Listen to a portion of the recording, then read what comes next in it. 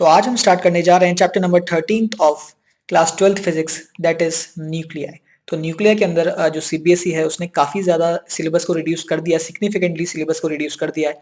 इसके अंदर जो आपका रेडियो एक्टिविटी पोर्शन था, जो एक मेजर पार्ट माना जाता था इस चैप्टर का, रेडियो एक्टिविटी, इसको सीबीएसई ने पूरी तरह से हटा दिया है बोर्ड्स के लिए, इस बार के बोर्ड्स के लिए।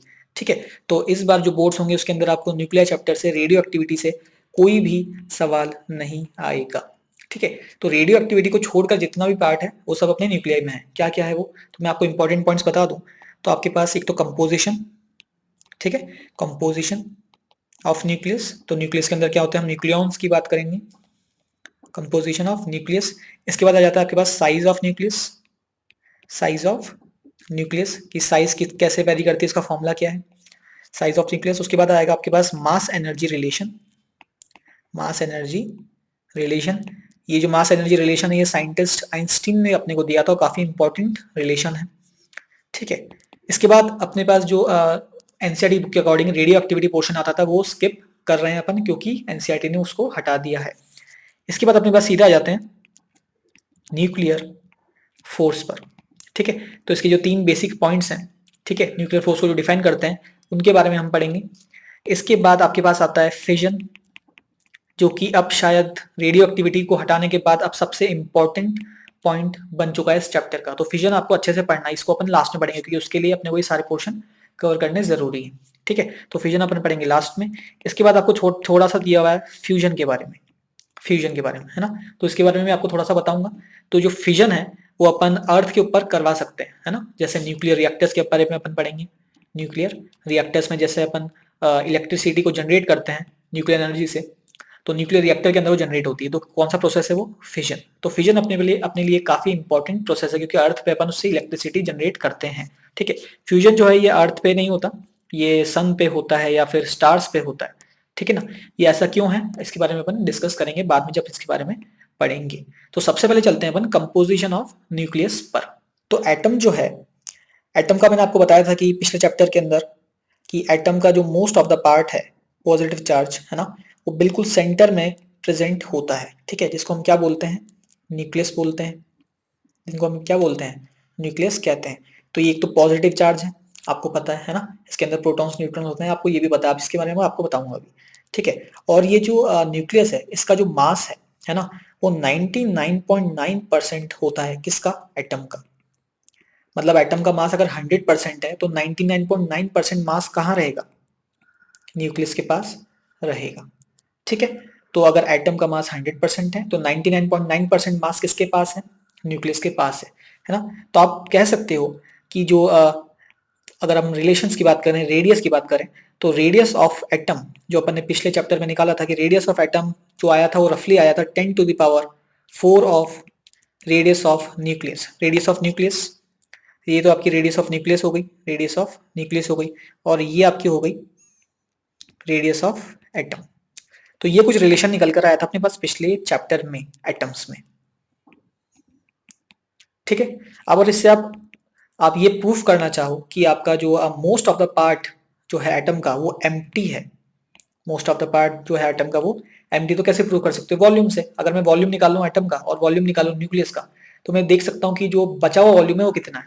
तो अगर मेरे पास ये रिलेशन है, कौन सी वाली, मेरे पास ये रिलेशन है आर ऑफ रेडियस, मतलब radius of atom is equals to 10⁴ into radius of nucleus.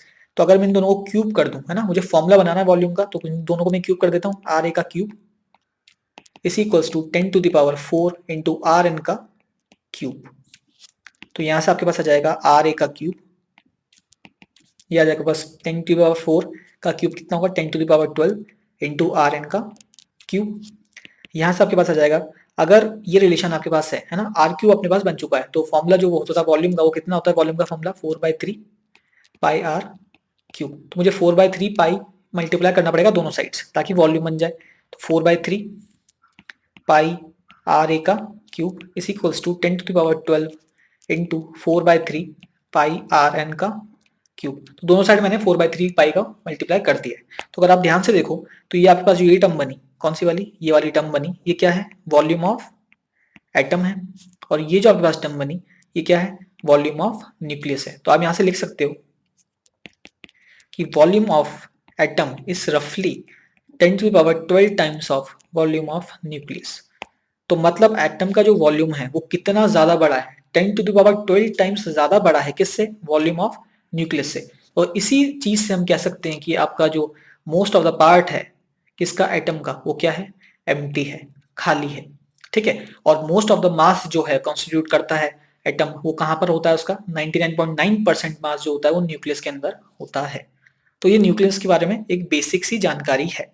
ठीक है, अब हम बात करते हैं एटॉमिक मास की। एटॉमिक मास की तो देखो एटॉमिक मास क्या है, टर्म से पता चल रहा है कि अगर आप एटम का एक एटम का मास लो तो उसको क्या बोलेंगे हम, एटॉमिक मास। मतलब अगर एक एटम है आपके पास, है ना, और उसका आप मास को, उसके मास को मेजर कर लो तो वही क्या है, एटॉमिक मास है ना। एक एटम का मास कितना होगा, एटॉमिक मास होगा।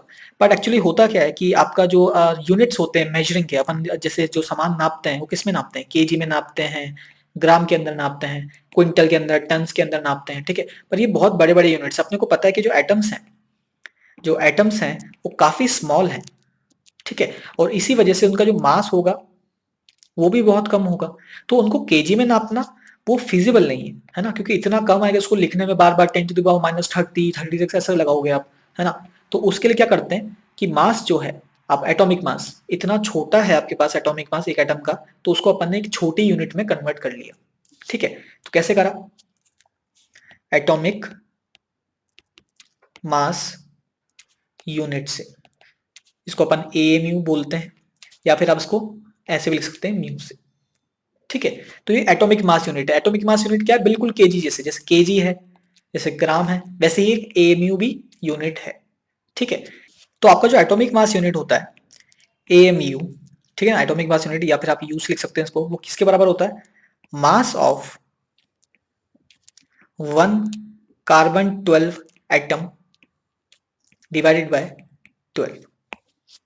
ये आपका 1 एएमयू के बराबर होता है। कितना, mass of 1 carbon 12 atom, carbon 12 एक आइसोटोप है कार्बन का। ठीक है, वहां पे आपको बताऊंगा बाद में। मास ऑफ कार्बन 12 एटम, एक एटम का, एक कार्बन एटम का C12 एटम का मास डिवाइडेड बाय 12। ठीक है, तो ये एक एएमयू की वैल्यू होती है। तो अगर इसको मैं कैलकुलेट करूं कि मास ऑफ 1 कार्बन 12 एटम कितना है, तो वो आता है लगभग लगभग 1.99 इंटू 10⁻26 kg। ठीक है, ये तो क्या हो गया, मास ऑफ 1 कार्बन 12 एटम, ठीक है, डिवाइडेड बाय 12। तो अगर यहां से आप वैल्यू निकालेंगे तो आपके पास आ जाएगा कि 1 एएमयू इज इक्वल्स टू 1.99 लिखा था अपने, 1.99 10⁻−26 केजी में था ये, है ना, डिवाइडेड बाय 12। यहां से आपके पास आ जाएगा 1.66 इंटू 10⁻−27 केजी। तो हुआ क्या कि एक एएमयू आपके पास निकल कर आ गया कितना, 1.66 इंटू 10⁻−27 केजी। अब ये आपको याद रखना है, ठीक है, कि एक एएमयू किसके बराबर होता है, 1.66 इंटू 10⁻−27 केजी के बराबर होता है। तो ये सिंपल सी बात है कि जैसे अपन केजी और ग्राम लिखते हैं, केजी और ग्राम, तो अपन ऐसा बोलते हैं कि 1 किलोग्राम के अंदर कितने ग्राम्स होते हैं, तो 1000 ग्राम होते हैं। ठीक है, तो ऐसे ही आप लिख रहे हो कि एक एएमयू के अंदर कितने किलोग्राम होते हैं, तो आप बोल सकते हो 1.66 इंटू 10⁻−27 केजी इसका वेट होता है, किसका, एएमयू का। ठीक है, तो एक एएमयू का मतलब कितना हो गया, 1.66 इंटू 10⁻−27 केजी। तो अगर आपसे कोई बोले कि भाई 2 एएमयू मेरे पास मैंने नापा है किसी से, और उसका 2 एएमयू उसका वजन आया है, उसका मास आया है, तो कितना केजी में होगा, तो आपको पता है कि एक एएमयू कितना होता है, 1.66 इंटू 10⁻−27 केजी होता है।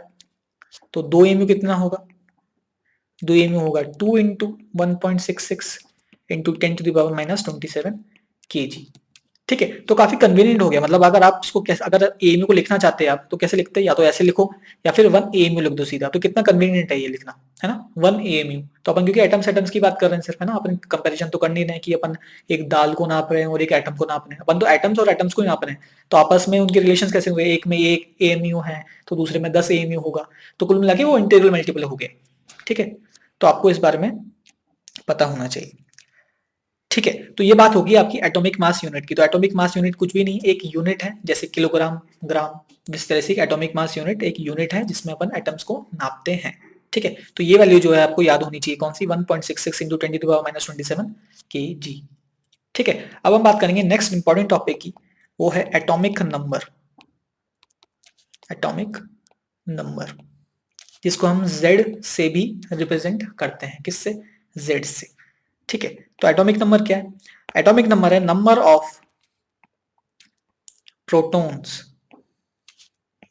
इन एटम, ठीक है। आपने को पता है न्यूक्लियस के अंदर यहाँ पर क्या होते हैं, प्रोटॉन्स होते हैं और क्या होते हैं, न्यूट्रॉन्स होते हैं। प्रोटॉन्स पे चार्ज होता है प्लस और न्यूट्रॉन्स पे चार्ज होता है 0, ठीक है। ये अपने को पता है। तो एटॉमिक नंबर आप कैसे लिखोगे, atomic number is equals to number of protons in atom, ठीक है। और अगर वो इलेक्ट्रिकली न्यूट्रल है एटम, है ना, तो अपने को पता है कि प्रोटॉन्स और इलेक्ट्रॉन्स की जो नंबर्स होते हैं वो सेम होते हैं, ठीक है। प्रोटॉन्स और इलेक्ट्रॉन्स के नंबर जो होते हैं वो सेम होते हैं। तो अगर आप इलेक्ट्रिकली न्यूट्रल एटम की बात कर रहे हो तो आप number of electrons in an atom भी एटॉमिक नंबर लिख सकते हो, ठीक है। पर क्योंकि इलेक्ट्रॉन्स कभी कभी वो निकल जाते हैं ना, उस पर चार्ज आ जाता है, जैसे Fe2+ है, तो उसका एटॉमिक नंबर चेंज नहीं हो रहा है क्योंकि उसमें से इलेक्ट्रॉन्स आपने निकाल दिए, वो इलेक्ट्रिकली न्यूट्रल नहीं है। तो सबसे अच्छी डेफिनेशन कौन सी हुई, number of protons in an atom, तो वो तो सेम ही रहेंगे हमेशा। तो number of protons in an atom आपके एटॉमिक नंबर होंगे, ठीक है। अब बात करते हैं मास नंबर की। मास नंबर की आप बोलो कि एटॉमिक मास नंबर की, इसको हम रिप्रेजेंट करते हैं ए से। इसको आप ऐसे भी बोल सकते हो एटॉमिक मास नंबर, है ना। कुछ लोग एटॉमिक मास नंबर बोलते हैं, कुछ लोग सिर्फ मास नंबर ही बोलते हैं। किससे रिप्रेजेंट करते हैं इसको, ए से, ए से, ठीक है। तो ए क्या होगा, आपका जो मास नंबर होगा वो number of protons plus number of neutrons. क्या होता है आपका atomic mass number, number of protons plus number of neutrons. अच्छा, तो ये तो आपके पास एक बेसिक कैलकुलेशन हो गई, बट आपको ये भी पता होना चाहिए कि जो प्रोटॉन्स हैं और जो न्यूट्रॉन्स हैं ये किसके अंदर होते हैं, न्यूक्लियस के अंदर होते हैं, ये तो आपको ऑलरेडी पता है। तो प्रोटॉन्स और न्यूट्रॉन्स को अपन क्या बोलते हैं, न्यूक्लियॉन्स, ठीक है ना। ये टर्म भी आपको याद होनी चाहिए, क्या बोलते हैं, न्यूक्लियॉन्स, क्योंकि ये न्यूक्लियस के अंदर एग्जिस्ट करते हैं प्रोटॉन्स और न्यूट्रॉन्स, तो उनको न्यूक्लियॉन्स भी कहा जाता है। तो आप ये बोल सकते हो कि जो एटॉमिक मास है, जो एटॉमिक मास नंबर है, जो एटॉमिक मास नंबर है वो होता है number of nucleons, number of nucleons. तो न्यूक्लियॉन क्या, प्रोटॉन भी एक न्यूक्लियॉन है, न्यूट्रॉन भी एक न्यूक्लियॉन है।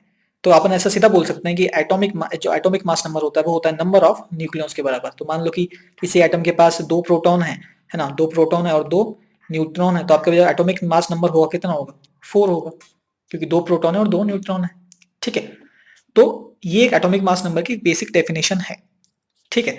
अब आपको पता है कि जो Z है वो होता है number of protons, atomic number, ठीक है। और आपको पता है कि जो एटॉमिक मास नंबर है वो कितना होता है, प्रोटॉन्स प्लस न्यूट्रॉन्स, ठीक है। इससे एक नई चीज निकल के आती है, नंबर ऑफ न्यूट्रॉन्स, जो कि होता है न्यूट्रॉन नंबर, वो कितना होता है।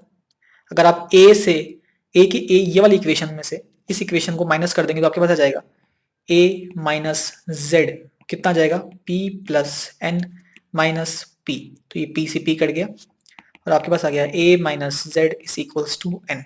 तो यहां से अपन कह सकते हैं कि अगर आपको n निकालना हो, मतलब नंबर ऑफ न्यूट्रॉन्स निकालना, तो आपको क्या करना है, a माइनस जेड करना है।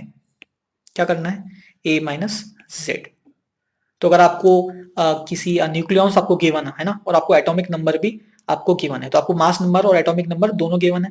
तो अगर आपको पूछा था कि number calculate the number of electrons, number of neutrons, तो आप कैसे निकाल सकते हैं, a माइनस जेड से, इस फॉर्मूले से, ठीक है। z इक्वल्स टू p है और a equals to p plus n है। तो यहाँ से आप माइनस कर देंगे, आपको पता भी चल रहा है कि हाँ यहाँ से n निकालना है, तो दोनों को माइनस कर दूंगा तो p से p कट जाएगा और n आ जाएगा। तो इसको हम बोलते हैं न्यूट्रॉन नंबर, न्यूट्रॉन नंबर, ठीक है। रिप्रेजेंटेशन क्या होती है, रिप्रेजेंटेशन ऐसी होती है कि अगर आपके पास कोई x एटम है, कोई x एटम है, तो आप नीचे लिखते हो z और ऊपर लिखते हो a। आपको पता है कि a क्या है, मास नंबर, a क्या है, मास नंबर, और आपका z क्या है, एटॉमिक नंबर। एटॉमिक नंबर क्या होता है, number of protons, mass number क्या होता है, number of protons plus number of neutrons. आप बोल सकते हो कि जितने भी उसमें न्यूक्लियॉन्स है, न्यूक्लियॉन्स प्रोटॉन्स भी हो सकते हैं, न्यूट्रॉन पे हो सकते हैं। तो नंबर ऑफ न्यूक्लियॉन्स या फिर आप बोल सकते हो number of protons plus number of neutrons.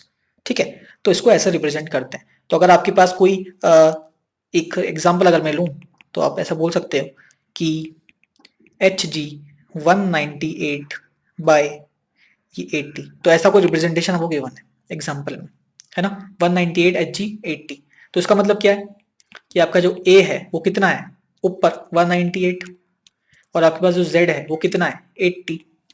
ठीक है, तो अगर आपको इसमें न्यूट्रॉन्स निकालने हो तो अपने को पता है कि न्यूट्रॉन्स अपन कैसे निकालते थे, A minus Z, A minus Z कितना है 198 माइनस 80, ये आ गया आपके पास 118। तो आपके पास इतने न्यूट्रॉन्स होंगे, कितने 118 न्यूट्रॉन्स होंगे। और अगर आपको प्रोटॉन्स निकालने हो, है ना, तो प्रोटॉन्स अपन सीधा बोल सकते हैं कि नंबर ऑफ प्रोटॉन्स या नंबर ऑफ इलेक्ट्रॉन्स इक्वल होते हैं, किसके बराबर होते हैं 80 के। और अगर आप ऐसे भी निकालना चाहें एटॉमिक मास नंबर से, तो अपन बोल सकते हैं A equals to atomic mass number protons plus neutrons.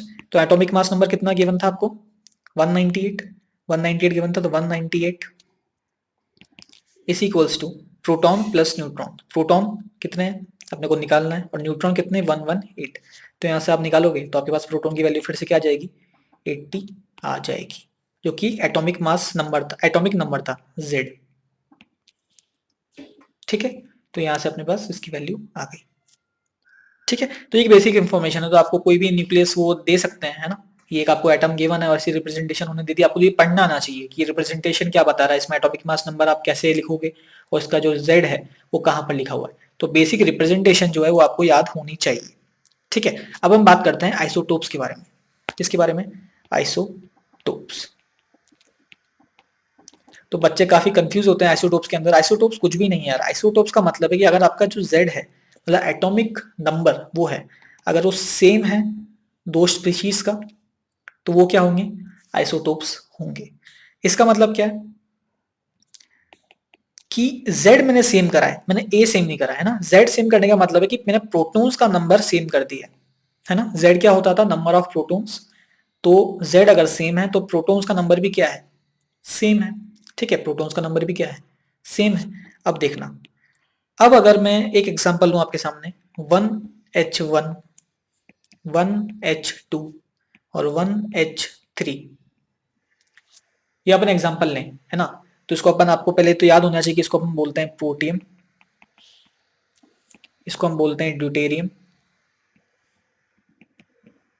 इसको हम बोलते हैं ट्रीटियम। ठीक है, तो 1H1 आपको यहाँ पे पता चल रहा होगा कि A इधर क्या है, A जो ऊपर लिखते हैं 1, Z क्या है, Z है आपका 1, यहाँ पर A क्या है, A है 2, Z क्या है 1, यहाँ पर A क्या है 3, Z क्या है 1। तो देखो यहाँ पर जो Z है वो सब क्या है 1 है, और अपने को पता है कि जिसके Z सेम होते हैं मतलब जिसके Z इक्वल होते हैं, यहाँ पर सबके Z इक्वल है, यहाँ पर भी 1 है, यहाँ पर भी 1 है, यहाँ पर भी 1 है, तो ये सब क्या होंगे आपस में आइसोटोप्स होंगे। ठीक है, यहाँ से आप न्यूट्रॉन्स पे निकाल सकते हैं, न्यूट्रॉन्स कितने आएंगे 0, मतलब इसके पास जो ये आपके पास प्रोटियम है इसके पास तो न्यूट्रॉन्स है ही नहीं, मतलब इसके न्यूक्लियस में सिर्फ प्रोटॉन्स ही प्रेजेंट है। ठीक है, इसके अंदर न्यूट्रॉन्स कितने हैं, इसके अंदर न्यूट्रॉन्स होंगे एक 2 - 1, A - Z लिखते थे 2 - 1 एक न्यूट्रॉन, इसके अंदर न्यूट्रॉन्स कितने होंगे 2 न्यूट्रॉन होंगे। ठीक है, तो ये आपके आइसोटोप्स हो गए। ठीक है, और एग्जांपल लेना चाहें जैसे अपन ने अभी एटॉमिक मास यूनिट लिया था किसके अंदर कार्बन 12 के अंदर, तो अपन ऐसे लिख सकते हैं 12C6 13C6 और 14C6।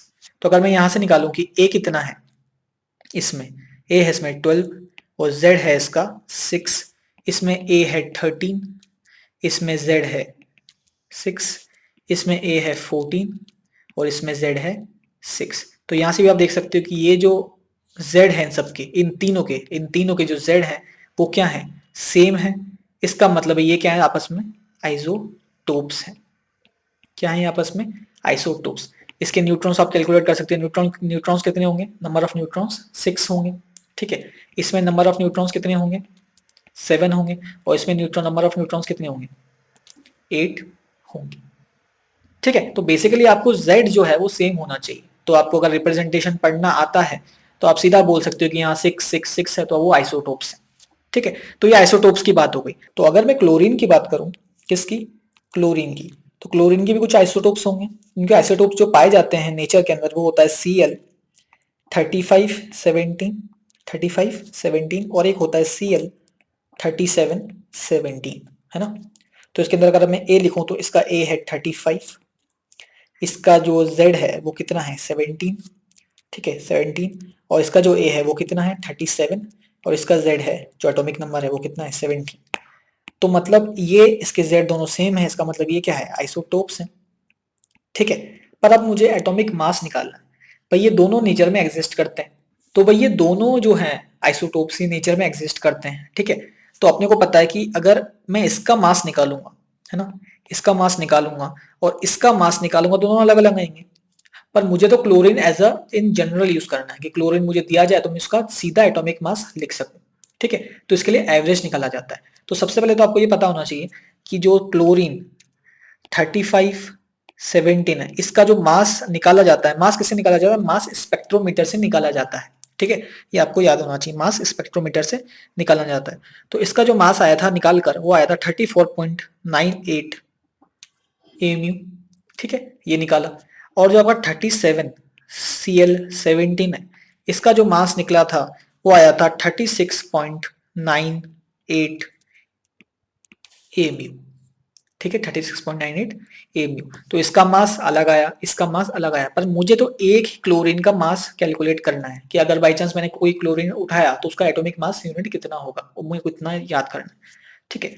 तो यहाँ से अपन ये इसको जब एवरेज लेंगे तो एवरेज में आपको परसेंटेज पता होनी चाहिए कि क्लोरीन जो 35 वाला क्लोरीन है वो कितना एग्जिस्ट करता है नेचर के अंदर, और जो 37 वाला क्लोरीन है वो कितना एग्जिस्ट करता है। तो पाया ये गया कि ये जो क्लोरीन है ये आपका 75.4% एग्जिस्ट करता है नेचर के अंदर, और ये वाला जो क्लोरीन है ये 24.6% एग्जिस्ट करता है किसके अंदर, नेचर के अंदर।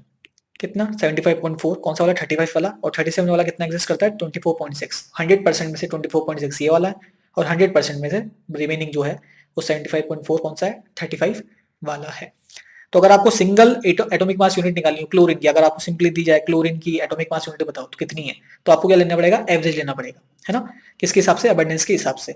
तो आपको फॉर्मूला याद होना चाहिए, है ना, कि अपन किस फॉर्मूले से इस कंक्लूजन पे पहुंचेंगे, ठीक है। क्योंकि आपको यहाँ पे मैं क्लोरीन का एग्जाम्पल बता रहा हूँ, आपको एग्जाम में कोई भी आपको दो आइसोटोप्स दिए जा सकते हैं, उनके आपको परसेंटेज दे दिए जाएंगे और एटॉमिक मास दे दिए जाएंगे, तो आपको बोला जाएगा कि इसका जो एवरेज है वो निकाल कर दो। तो एवरेज कैसे निकालेंगे अपन, क्लोरीन का एटॉमिक मास कैसे निकालेंगे 75.4, ठीक है, ये क्या है 35 Cl 17 वाले का अबंडेंस है, ये कितना एग्जिस्ट करता है into its atomic mass. Atomic mass कितना था इसका 35 वाले का 34.98, तो 34.98 प्लस फॉर्मूला आपको याद रखना है, मेथड कैसे अपन लगा रहे हैं, ठीक है। इसके बाद 24.6, अब मैं इस वाले कार्बन पे इस वाले क्लोरीन पे आ गया हूँ 37 वाले पे, तो 24.6 इसका परसेंटेज है इनटू इसका एटॉमिक मास कितना है 36.98 इनटू 36.98, ठीक है, डिवाइडेड बाय 100, ठीक है। जब आप इसको सॉल्व करोगे तो आपको मिलेगा 35.47 एमयू, और इसलिए अपन शायद इसको एज 35.5 कंसिडर करते हैं। तो जब भी आपने केमिस्ट्री में देखा होगा एटॉमिक जो आप मास लेते हो क्लोरीन का वो 35.5 लेते हो, वो कैसे आया 35.45 एमयू से आया लगभग, ठीक है। तो ये आपको पता होना चाहिए कि अपन ने कैसे करा, percentage into mass plus percentage into mass divided by 100। तो ये जो फॉर्मूला है आपको याद होना चाहिए, क्योंकि आपको एग्जाम में कोई भी वो एटम्स दे सकते हैं, कोई भी दो आइसोटोप्स दे सकते हैं और बोला जाएगा कि इसका एवरेज निकाल के दिखाओ। तो एवरेज निकालना आपको आना चाहिए कि अपन ने एवरेज क्लोरीन का कैसे निकाला था, बिल्कुल वैसे ही वहां पर आप उसका परसेंटेज लिख देना और उस आइसोटोप का मास रख देना, ऐसे ही जितने भी हो, है ना, हो सकता है 3 आइसोटोप हो तो एक टर्म और आ जाएगी यहाँ पर, ठीक है। तो ऐसे अपन ने एटॉमिक मास यूनिट निकाला एवरेज, ठीक। अब हम बात करते हैं आइसोटोन्स की, किसकी बात करते हैं, आइसोटोन्स की। तो आइसोटोन्स का मतलब अपने को नाम से समझ में आ रहा है कि इसके अंदर जो न्यूट्रॉन्स हैं वो क्या होंगे, सेम होंगे, क्या होंगे, न्यूट्रॉन्स सेम होंगे। तो न्यूट्रॉन सेम होने का मतलब क्या है कि अगर मैं एटम्स लूं ऐसा O16 8 और एक एटम लूं N15 7, तो यहां से बताओ मुझे कि A क्या होगा यहाँ पर 16, Z क्या होगा यहाँ पर 8, यहाँ पर A क्या होगा 15, यहाँ पर Z क्या होगा 7। तो इसका मतलब ये कि अगर मुझे n निकालना हो, जो न्यूट्रॉन नंबर है, कितने न्यूट्रॉन्स है, तो क्या करूंगा, a माइनस जेड, तो यहाँ पर 16 माइनस 8, 8 आ जाएगा। और यहाँ से भी अगर मैं निकालूंगा a माइनस जेड, इसके लिए नाइट्रोजन के लिए 15 माइनस 7, यहाँ से भी 8 आ जाएगा। तो यहाँ पर नंबर ऑफ न्यूट्रॉन्स वो क्या है, सेम है। इसका मतलब ये दोनों क्या है, आपस में आइसोटोन्स है। ठीक है, क्या है ये, आइसोटोन्स। तो आइसोटोन से आपको पता है कि n अगर आ रहा है किसके, तो वो आइसोटोन्स मतलब n न्यूट्रॉन के बारे में बात हो रही है, न्यूट्रॉन्स सेम है। तो आइसो का मतलब क्या होता है, सेम होना, है ना, आइडेंटिकल होना। तो अगर n दिया हुआ है बीच में, यहाँ पर n, तो आप इसको ऐसे याद रख सकते हैं, n है तो न्यूट्रॉन सेम होने की बात हो रही होगी। ठीक है, अब हम बात करते हैं आइसोबार्स की। किसकी, आइसोबार्स की। अब जो बच्चे हैं ना, वो आइसोबार्स और आइसोटोप्स में काफी कंफ्यूजन होते हैं ना, कि आइसोटोप्स में अपन ने पढ़ा था कि जो एटॉमिक नंबर है वो सेम होता है, आइसोबार्स के अंदर जो एटॉमिक मास नंबर है वो सेम होता है। क्या होता है, एटॉमिक मास नंबर सेम होता है ना। तो अगर मैं लिखूं तो आपका जो 3H1 और एक दूसरा लेता है 3He2, तो ये आपके एटॉमिक नंबर, ये आपके आइसोबार्स होंगे। कैसे, क्योंकि यहाँ पर एटॉमिक मास नंबर कितना है, 3, और यहाँ पर आपका एटॉमिक मास नंबर कितना है, 3। तो यहाँ पर आपके दोनों सेम है, और सेम है तो ये क्या होंगे, आइसोबार्स होंगे। तो आपको आइसोटोप्स के बारे में याद रखना है सिर्फ, कि आइसोटोप्स जो होते हैं उसमें एटॉमिक नंबर सेम होता है ना। तो आपको अपने आप आइसोटोप्स के बारे में तो याद रखने की जरूरत नहीं, वो अपने आप याद हो जाए कि न्यूट्रॉन सेम करना है। तो अगर आपको आइसोटोप्स के बारे में पता है कि आइसोटोप्स का मतलब होता है कि आइसो आपने को एटॉमिक नंबर सेव करना है, तो आइसोबार्स का मतलब ऑटोमेटिकली हो जाएगा कि अपने को एटॉमिक मास नंबर को सेव करना है। ठीक है, तो यहाँ से अपने को पता चल गया। और आपको पास एक बेसिक इन्फॉर्मेशन भी होनी चाहिए कि जो न्यूट्रॉन है वो किसने डिस्कवर करा था। जो न्यूट्रॉन्स हैं, न्यूट्रॉन्स की बात तो अपन कर रहे हैं इतनी देर से, तो वो करा था जेम्स चैडविक ने। ठीक है, एमसीक्यू में पूछा जा सकता है, इसलिए आपको याद होना चाहिए। जेम्स चैडविक ने क्या डिस्कवर करा था, न्यूट्रॉन डिस्कवर करा था। ठीक है, अब हम बात करेंगे साइज ऑफ न्यूक्लियस की। तो नेक्स्ट है अपने पास size of nucleus, size of nucleus. तो एक्सपेरिमेंट से ये पाया गया कि जो आर, जो रेडियस है न्यूक्लियस का, वो कितना होता है, आर नॉट इंटू ए की पावर 1/3। यहाँ पर ए क्या है, atomic mass number, atomic mass number. ठीक है, जिस भी आप न्यूक्लियस का, जिस भी आप एटम का रेडियस निकालना चाहते हैं, उसका आपको यहाँ पर एटॉमिक मास नंबर डालना है, उसका क्यूब का, उसका 1/3 करना है, 1/3 की पावर लगानी है, और उससे आपका रेडियस निकल जाएगा। जो यहाँ पे आर नॉट ये कांस्टेंट है, उसकी वैल्यू होती है 1.2 इंटू 10⁻⁻15 मीटर। ठीक है, ये कांस्टेंट वैल्यू, ये क्या है, कांस्टेंट। ठीक है, तो ये फॉर्मूला आपको याद रखना है, कौन सा वाला, R is equals to R naught into A की पावर 1/3। ठीक है, तो आपको किसी भी एटम का अगर एटॉमिक मास नंबर पता है, तो आप उसका रेडियस ऑफ न्यूक्लियस आप आसानी से निकाल सकते हो। ठीक है, और यहां से मैं ये भी कह सकता हूं कि जो डेंसिटी है, जो डेंसिटी ऑफ न्यूक्लियस है, is independent of its atomic mass number.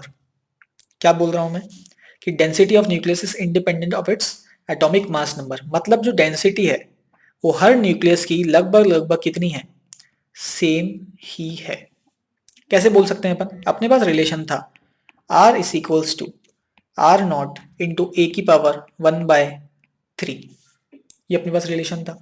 ये रिलेशन आने के बाद अपन इसको बोल सकते हैं कि अगर आप इसको ऐसे देखो कि मैं यहाँ से क्यूब कर देता हूँ, मुझे क्योंकि वॉल्यूम निकालना है ना, डेंसिटी में अपन को वॉल्यूम चाहिए रहेगा, तो अपन निकालते हैं वॉल्यूम, है ना, वॉल्यूम ऑफ न्यूक्लियस। तो वॉल्यूम ऑफ न्यूक्लियस कैसे निकालेंगे, वॉल्यूम ऑफ न्यूक्लियस आएगा 4/3 पाई आर क्यूब। यहाँ से आपके पास वॉल्यूम आ जाएगा 4/3 पाई आर क्यूब, कितना है, आर है आर नॉट इंटू ए की पावर 1/3 का होल क्यूब। यहाँ से आपके पास आ जाएगा 4/3 पाई आर नॉट का क्यूब इंटू ए, 1/3 से 3 कट गया। ठीक है, तो आपके पास जो वॉल्यूम ऑफ न्यूक्लियस है, जो वॉल्यूम ऑफ न्यूक्लियस निकल कर आया, वो आया आपके पास 4/3 पाई आर नॉट का क्यूब इंटू ए। ठीक है, ये आपके पास वॉल्यूम आया। ठीक है, पर मुझे जो डेंसिटी निकालनी है, मैं डेंसिटी की बात कर रहा हूँ, डेंसिटी की बात करता हूँ मैं, तो होता है वो मास अपॉन वॉल्यूम। ठीक है, तो वॉल्यूम मैंने निकाल लिया, मुझे मास निकालना है ना, मास मुझे निकालना है। तो अपन ऐसा बोल रहे हैं कि उसका मास नंबर अगर ए है ना, मास कैसे कैलकुलेट करेंगे, अगर उसका एटॉमिक मास नंबर ए है तो उसके अंदर मैं बोल सकता हूँ कि उसके अंदर न्यूक्लियॉन्स है, मान लो कितने न्यूक्लियॉन्स है उसके ऊपर, न्यूक्लियॉन्स मतलब प्रोटॉन्स और न्यूट्रॉन्स हो सकते हैं, अपने को पता नहीं कि प्रोटॉन्स कितने हैं और न्यूट्रॉन्स कितने हैं, पर न्यूक्लियॉन्स अपने को पता है ना, न्यूक्लियॉन्स क्या होता है, protons, number of protons plus number of nucleons. तो अगर एटॉमिक मास नंबर मुझे पता है और मैं ये कह सकता हूँ कि जो मास ऑफ प्रोटॉन है वो रफली इक्वल है मास ऑफ न्यूट्रॉन के, ठीक है, ये आपको इसमें अप्रोक्सीमेशन लेना पड़ेगा कि mass of proton is equals to रफली is equals to mass of neutron, और ये होता भी अप्रोक्सीमेटली इसके बराबर ही होते हैं, दोनों के मास बिल्कुल सेम ही होते हैं। तो अगर आपको पता है कि एक न्यूक्लियॉन का मास, मतलब एक आप प्रोटॉन बोलो या एक न्यूट्रॉन बोलो, उसका मास अगर आप बोलते हो m है, और अगर मेरे पास एटॉमिक नंबर a है तो उसके मतलब उसके अंदर न्यूक्लियॉन्स कितने हैं, a न्यूक्लियॉन्स हैं। तो अगर एक न्यूक्लियॉन का मास m है तो a न्यूक्लियॉन्स का मास कितना होगा, m इंटू a होगा।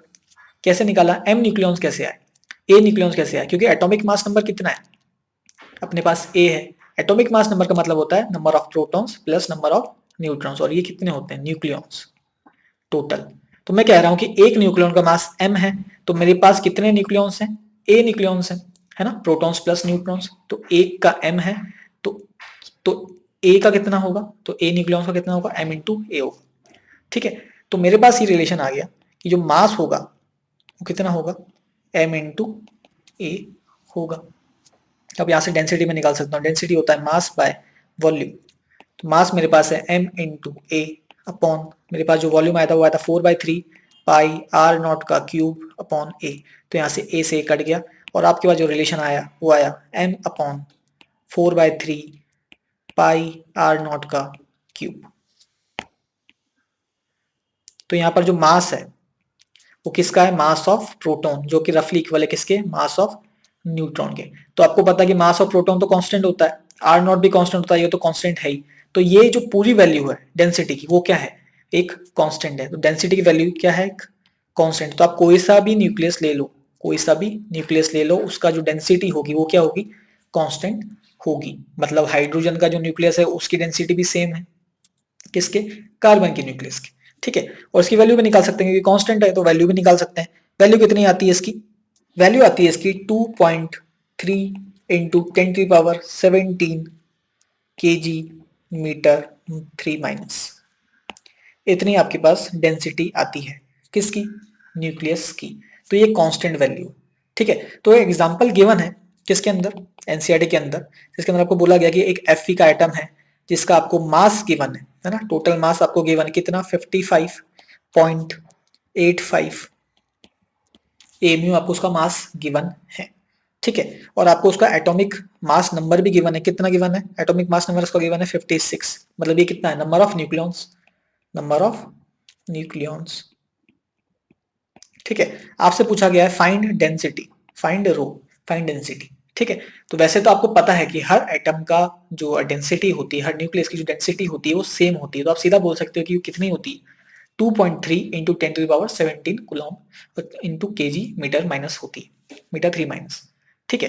पर आप लोग यहाँ पे कैलकुलेट करना तो कैलकुलेट कर लेते हैं, क्या जाता है, रो इक्वल्स टू होता है मास अपॉन वॉल्यूम, ठीक है। आपको वॉल्यूम पता है, मास तो आपको ऑलरेडी पता है, मास तो कितना है 55.85 आपको ऑलरेडी दिया हुआ है ना, पर ये केजी में अपने को लेना होगा, है ना, केजी में अपने को लेना होगा, तो कितने किससे मल्टीप्लाई करेंगे भाई, केजी में अपने को लेना है तो एक एमयू के अंदर होता है 1.66, तो 1.66 इंटू 10⁻27 केजी, ठीक है। एक एमयू ना, ये आपने को एमयू में दिया है, तो अगर ये एमयू में है तो उसको केजी में कन्वर्ट करना होगा, 1.66 इंटू 10⁻27 केजी हो गया, और वॉल्यूम मुझे निकालना है, तो वॉल्यूम कैसे आएगा 4/3 पाई आर नॉट का क्यूब इंटू ए, यही आया था। तो इसका मतलब ये हो गया कि आप ऐसे लिख सकते हो 4/3 into pi R naught cube into A कितना है अपने पास, ये अपने को दिया था 56, तो ए अपने पास था 56, तो ये 56 हो गया।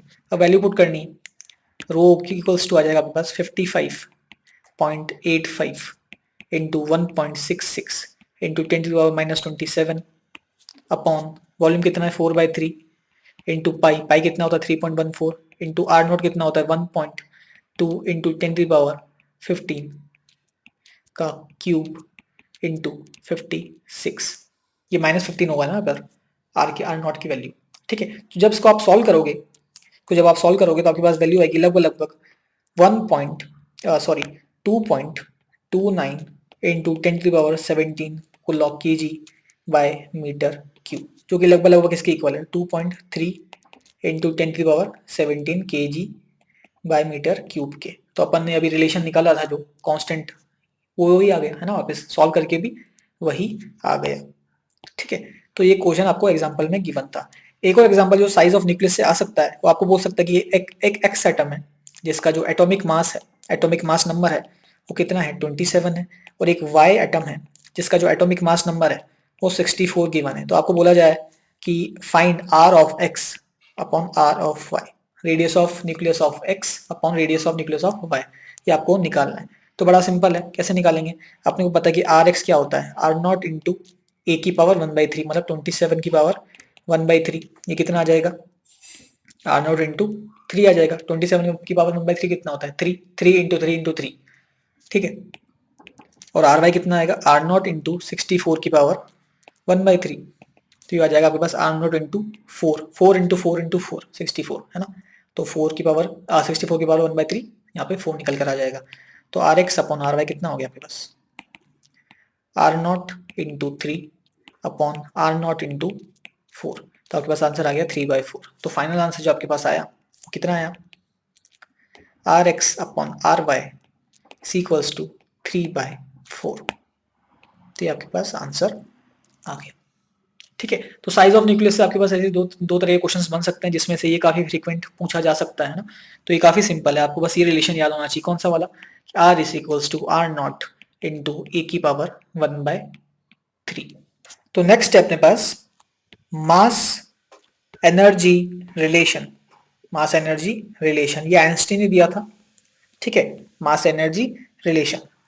तो उन्होंने क्या कहा था कि mass is another form of energy, mass is another form of energy, और ये कहते हुए उन्होंने इक्वेशन दी थी E इक्वल्स टू mc²। यहाँ पर जो E है वो आपका एनर्जी है, ठीक है, जो आपका m है वो है आपका मास, और आप C का मतलब तो जानते ही हैं, C है आपके पास 3 इंटू 10⁸ मीटर पर सेकेंड, जो कि है speed of light in vacuum, ठीक है, speed of light in vacuum. तो E इक्वल्स टू mc² जो आपके पास रिलेशन है ये काफी इंपॉर्टेंट है, कौन सा वाला, E इक्वल्स टू mc², ठीक है, तो काफी इंपॉर्टेंट रिलेशन है। अब अगर मैं आपसे कहूं कि एक AMU मेरे पास मास है, कितना मास है मेरे पास, एक AMU के बराबर मेरे पास मास है, और मुझे इस पे निकालना है कि इससे कितनी एनर्जी जनरेट मैं कर सकता हूं, है ना, मतलब अगर ये मास है तो इसकी कुछ एनर्जी होगी, है ना, इस रिलेशन से। तो यहां पर मैं पुट करके एनर्जी निकालता हूं, कितनी निकालूंगा, देखो कि मुझे पता है कि 1 AMU किसके बराबर होता है, 1.66 इंटू 10⁻⁻27 kg के इक्वल होता है, ठीक है। तो अगर मैं एनर्जी निकालना चाहता हूँ, एनर्जी निकालूंगा 1.66, यहाँ पर जो आपको mc² में m जो पुट करना होता है, m होता है kg के अंदर, ठीक है, ये आपको याद रखना है। तो E इक्वल्स टू आ जाएगा, E equals to 1.66 into 10⁻⁻27 into c², 3 into 10⁸ का होल स्क्वायर। जब इसको आप सॉल्व करेंगे तो आपके पास वैल्यू आएगी, कितनी आएगी, आपके पास वैल्यू आएगी 14.94 इंटू 10⁻⁻11 जूल्स, ठीक है, किसमें एनर्जी आपकी, जूल्स में, ठीक है, पर मजा नहीं आया। इसको अपन कन्वर्ट करेंगे इलेक्ट्रॉन वोल्ट के अंदर, ताकि एक अच्छी सी वैल्यू अपने पास याद हो, है ना, जो अपने को याद करने में आसानी हो। तो इलेक्ट्रॉन वोल्ट में जब हम कैलकुलेट करते थे तो अपन किससे डिवाइड कर देते थे, सीधा 1.6 इंटू 10⁻⁻19 से डिवाइड कर देते थे। तो यहाँ पे भी आप ऐसे ही कर लो, E इक्वल्स टू 14.94 इंटू 10⁻⁻11 जो जूल में है, उसको अगर आप 1.6 इंटू 10⁻⁻19 से डिवाइड कर दोगे तो आपके पास जो वैल्यू आएगी किस में आ जाएगी, इलेक्ट्रॉन वोल्ट के अंदर आ जाएगी।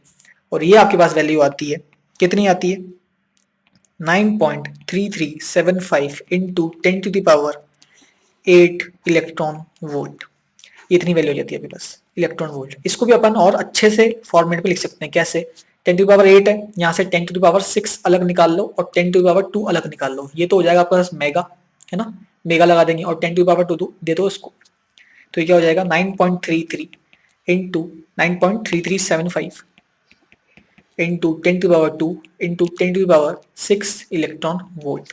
तो यहाँ से आपके पास वैल्यू आ जाएगी, तो यहाँ से आपके पास वैल्यू आ जाएगी 933.75 into 10 to power 6 electron volt.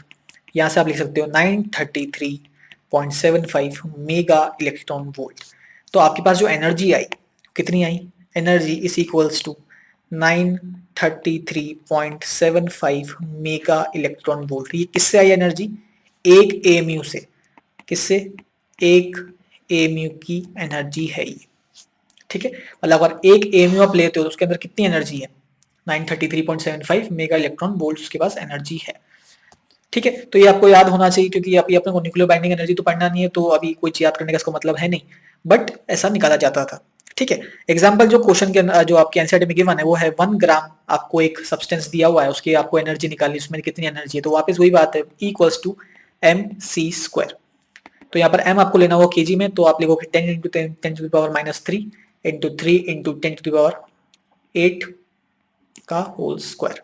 तो यहाँ से आपके पास आ जाएगा 9 इंटू 10 टू द पावर क्या हो जाएगा ये 16 इंटू 10 टू द पावर -3, तो ये आ जाएगा आपके पास 9 into 10 to the power 13 joules, ठीक है।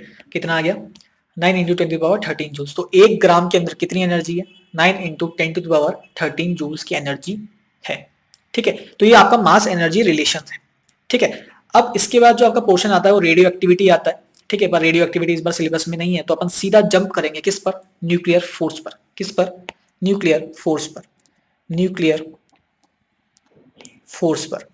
अब ये जो न्यूक्लियर फोर्स है इसकी कुछ खास बातें हैं, ठीक है। न्यूक्लियर फोर्स की भी कुछ खास बातें हैं, क्या क्या, कि पहला तो ये किसके बीच में लग सकता है ना, कुछ लोग गलत समझते हैं, मैं आपको बताना चाहता हूं कि n न्यूट्रॉन और न्यूट्रॉन के बीच में लग सकता है, ये न्यूट्रॉन और प्रोटॉन के बीच में लग सकती है न्यूक्लियर फोर्स, और ये प्रोटॉन और प्रोटॉन के बीच में भी लग सकती है, ठीक है। तो ये तीनों के बीच में लगती है कौन सी, न्यूक्लियर फोर्स। तो इसका चार्ज से कोई लेना देना नहीं है, मतलब आप ऐसा नहीं सोच सकते कि न्यूट्रॉन न्यूट्रॉन के बीच में तो चार्ज ही नहीं है तो उस पर फोर्स नहीं लगेगा। तो एक्चुअली अपन यहाँ पे कुलॉम्बिक फोर्स की बात नहीं कर रहे हैं, कुलॉम्ब्स की, यहाँ पर अपन न्यूक्लियर फोर्स की बात कर रहे हैं। तो न्यूक्लियर फोर्स की प्रॉपर्टीज अलग होती है, तो न्यूट्रॉन और न्यूट्रॉन के बीच में भी फोर्स लगता है, न्यूक्लियर फोर्स न्यूट्रॉन और प्रोटॉन के बीच में, और प्रोटॉन और प्रोटॉन के बीच में भी। एक और जो इंपॉर्टेंट बात है ये है वो कि शॉर्ट रेंज होती है, ये क्या होती है, शॉर्ट रेंज फोर्स होती है। मतलब अगर आप थोड़ा सा भी इनको दूर कर दो, किसको, न्यूट्रॉन और न्यूट्रॉन का, न्यूट्रॉन प्रोटॉन का, प्रोटॉन और प्रोटॉन को थोड़ा सा आप दूर कर दो, है ना, तो न्यूक्लियर फोर्स उनमें लगना बंद हो जाती है, ठीक है। तो ये आपको याद रखना है, ठीक। और अगर मैं आपको कहूं तो जैसे आपका जो एटम है इसके अंदर प्रोटॉन्स हैं, है ना, इसको प्रोटॉन को मैं बना रहा हूं किससे, सर्कल से, और इसको बना रहा हूं मैं न्यूट्रॉन को किससे, ट्रायंगल से। तो आपके ऐसे बने हुए हैं, ठीक है। ये न्यूट्रॉन्स और प्रोटॉन्स आपके ऐसे प्रेजेंट है न्यूक्लियस के अंदर, ठीक है, ऐसे प्रेजेंट है। ये क्या है आपका न्यूक्लियस है, ठीक है। तो पता लग रहा है कि जैसे प्रोटॉन्स है ना, दो प्रोटॉन्स है, तो दो प्रोटॉन्स के बीच में रिपल्शन हो रहा है खतरनाक वाला, क्योंकि कुलोम्बिक फोर्स है, दो चार्ज है उस पर पॉजिटिव चार्ज है, जो आपके पास प्रोटॉन है उस पर पॉजिटिव चार्ज है, तो ऑब्वियसली रिपल्शन वो क्रिएट करेंगे, रिपल्शन वो क्रिएट करेंगे। तो एक्चुअली होना तो क्या चाहिए था कि अगर दो प्रोटॉन्स हैं, दो प्रोटॉन्स अगर वो रिपल्शन कर रहे हैं तो उनको टूट जाना चाहिए, उनको टूट जाना चाहिए। तो अगर टूट जाना चाहिए तो इसका मतलब है ये है कि फिर भी न्यूक्लियस तो होता ही है ना, न्यूक्लियस तो होता ही है, तो वो टूटता तो है नहीं, तो उसको बाइंड करके कौन रख रहा है, उसको बाइंड करके रख रहा है न्यूक्लियर फोर्स। तो इसका मतलब ये है कि आपका जो न्यूक्लियर फोर्स है, ठीक है, प्रोटॉन और प्रोटॉन, ठीक है, इनके बीच में कुलोम्बिक फोर्स तो लग ही रहा है, कुलोम्बिक फोर्स तो लग रहा है, पर इसको बाइंड करने के लिए इससे ज्यादा होना पड़ेगा, किसको, न्यूक्लियर फोर्स को ज्यादा होना पड़ेगा, किससे, कुलोम्बिक फोर्स से, ठीक है। जो न्यूक्लियर फोर्स है आपकी वो होती है अट्रैक्टिव। मैं अभी आपको बताऊंगा कि ये डिस्टेंस पे कैसे डिपेंड करती है कि अट्रैक्टिव हो गया या रिपल्सिव होगी। न्यूक्लियर फोर्स जो होती है वो अट्रैक्टिव भी हो सकती है और रिपल्सिव भी हो सकती है। तो अगर ये बिल्कुल पास में है तो अट्रैक्टिव होगी, वो अपन अभी बताते हैं थोड़ी देर में। तो ये टूट नहीं रहा है, टूट नहीं रहा है इसका मतलब ये रिपल्शन तो हो रहा है, फिर भी ये दूर नहीं जा रहे हैं आपस में, तो इसका मतलब ये कहीं ना कहीं इनकी ऊपर ऐसी फोर्स भी लग रही है जो कि कूलम्बिक फोर्स से ज्यादा है। वो कौन सी फोर्स होती है? फोर्स ऑफ न्यूक्लियस, मतलब न्यूक्लियर फोर्स होती है। ठीक है, तो न्यूक्लियर फोर्स इनको बाइंड करके रखती है, किसको? न्यूट्रॉन्स को, प्रोटॉन्स को, सबको बाइंड करके रखती है।